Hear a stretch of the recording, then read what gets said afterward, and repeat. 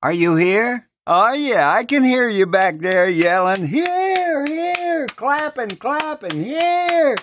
So glad you're here. It's the Paul Leslie Hour. We're reviewing Greg Bridgewater's album, Sunday Car. Now, these songs were copyrighted back in the 1990s, but all great things last. So let's let Paulie take it from here.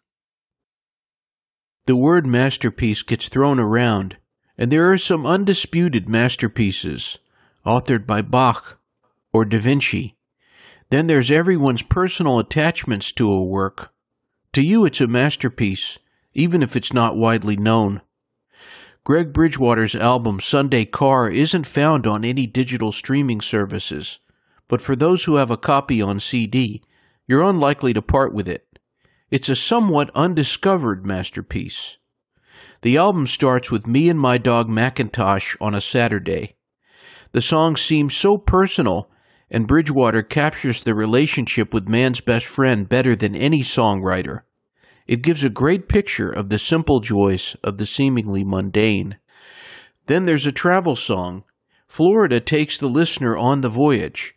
You feel the subtle exhilaration of getting there. The tune has a distinct island flavor without forcing it. It's a great place to mention Greg's brilliant lyrics. He intertwines references to state songs from nearby Alabama and Georgia. Greg paints the picture so well, and I even played this album on the way to the Sunshine State. The Florida track began right at the state line sign. There's nothing like a flawless duet. Bridgewater convinced the great Francine Reed to join him on Lunch at Home. It's a bluesy, jazzy affair. You could imagine this song being performed in a dimly lit nightclub. It's a song crooner Jack Jones would like. She Never Came with Instructions sounds like a 90s country radio hit, but with Greg's undeniable James Taylor influence.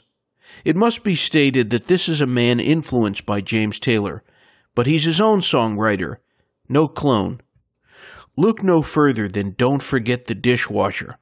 The track has a nod to New Orleans jazz, while giving the dishwasher, a title I've held, a warm anthem. There's an everyman quality to Greg Bridgewater's voice and philosophy. He feels like an old friend. Maybe that's why I go back to this album so often.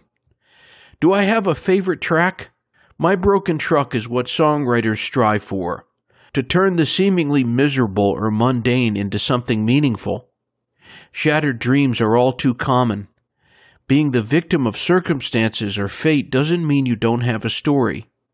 I love Greg for this song. Its message. Its hope. There were times my broken truck gave my eyes that salty condensation, all while grinning. That's a feat for any song. The Sunday Car album has everything. The instrumental, September 3rd, 1992, Bank Street Beach, is gorgeous. It makes me believe scoring a movie could be in Greg's future. The title track, Sunday Car, is a lovely memoir. Greg gives you the essence of a person with his storytelling skills. There's no detail that feels out of place when he's weaving a tale, and those steel guitar parts are perfectly married to Greg's vocals. Mommy's Night Out is reminiscent of Bonnie Raitt. By this point in the album, you get a grasp of how versatile a songwriter and recording artist Greg Bridgewater is. It's an album with humor, emotion, and vision.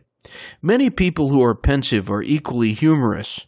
The album ends with I Don't Break for Poodles. I wonder how many folks with poodles had raised hackles when they first heard this song. I won't try to find out if Greg Bridgewater really hates poodles. The truth may be painful. If you're looking for an album you can listen to from beginning to end, look no further than Sunday Car. It's a testament that the great American song will continue on. Although the album may be falling out of vogue, there are some records that will endure. There are great songwriters.